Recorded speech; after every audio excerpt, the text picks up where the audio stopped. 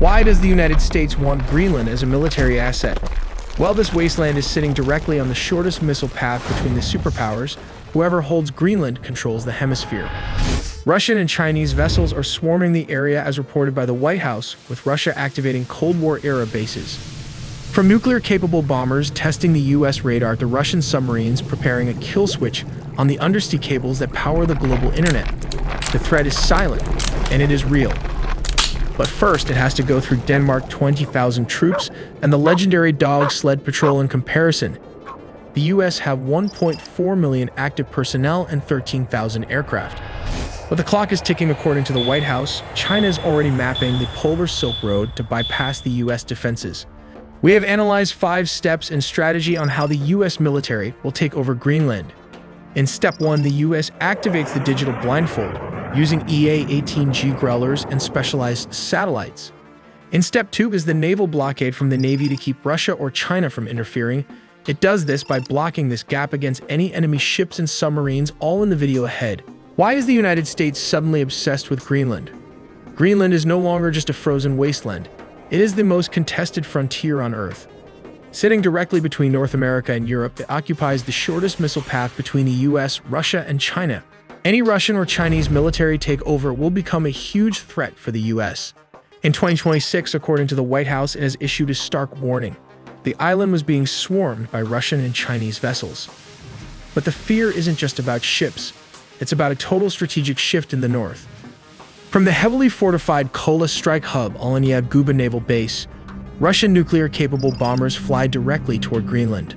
They are calculated probes designed to stress test American radar and force U.S. forces into a permanent defensive crouch. Across the ice, Russia has raised a new Iron Curtain by reactivating over 50 Soviet-era bases.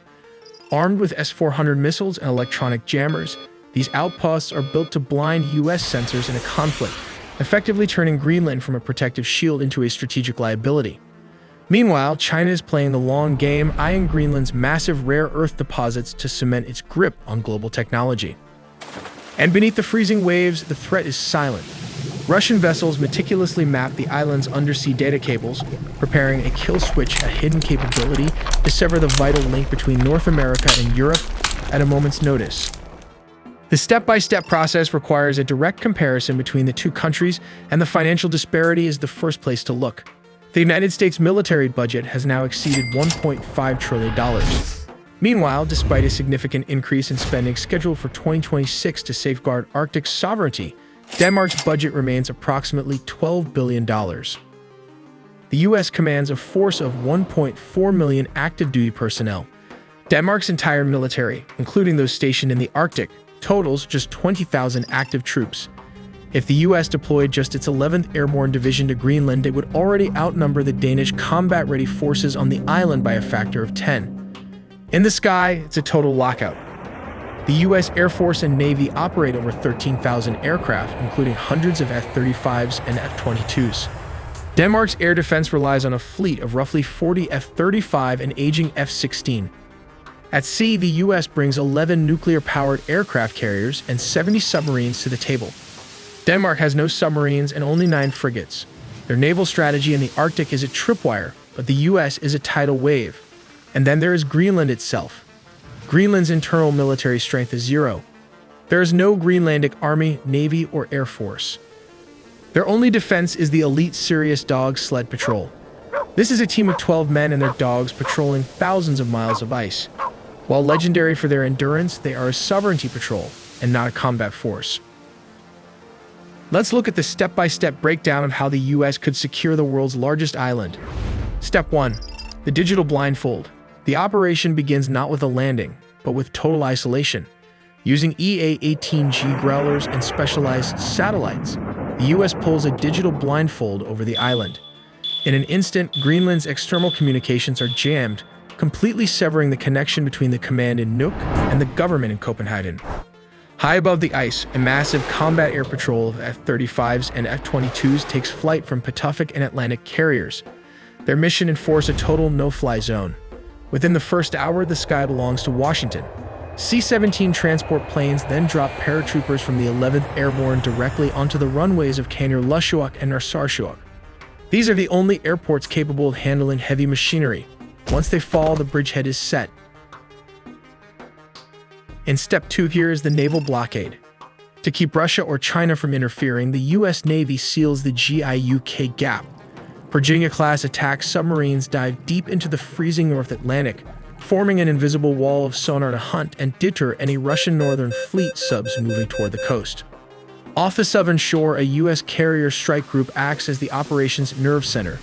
Meanwhile, Arleigh Burke-class destroyers escort amphibious docks to the capital.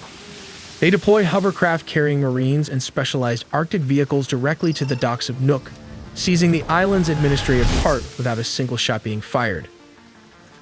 Step 3. The logistics leap. Greenland has no roads connecting its towns, so the military has to jump across the tundra. Since heavy Abrams tanks would sink into the soft permafrost, the U.S. airlifts an M10 Booker light tanks and Stryker armored vehicles. These provide the mobile firepower needed to protect new defense zones. Following close behind are thousands of Seabees and defense contractors. They aren't just there to maintain the status quo, they're there to build. Their goal?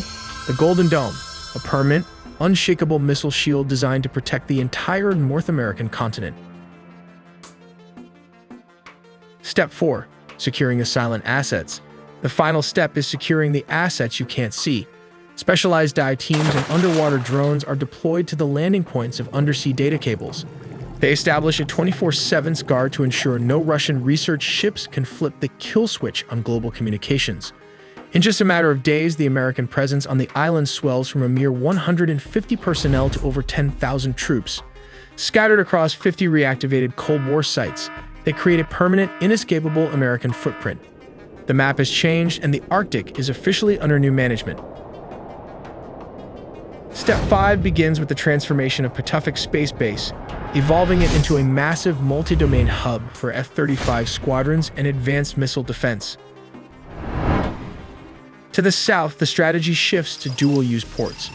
By constructing civilian deep-water facilities, we create a flexible infrastructure that can rapidly transition to host U.S. Navy destroyers and submarines. This ensures total oversight of the gap, allowing for the precision tracking of Russian vessels moving through the North Atlantic. In a hypothetical situation, how would China militarize an island under the nose of the US and NATO? You don't start with a destroyer, you start with a shovel. China's strategy is dual use. But first, let's look at the logistic nightmare for Chinese military. China's Polar Silk Road isn't just a trade route, it's a play for the High North.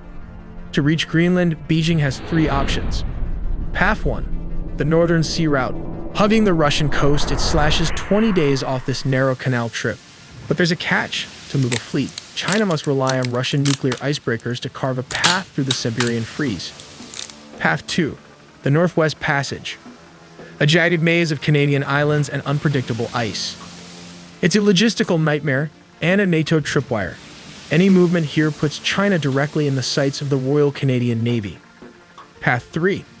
The Transpolar Route. Straight across the North Pole. It's the shortest distance possible, but it's currently reserved for only the world's most advanced nuclear hulls. As the ice melts, these aren't just shipping lanes. They're potential corridors for power projection. If it can master any of those routes, China or Russia might be able to take over Greenland in the next decade or so.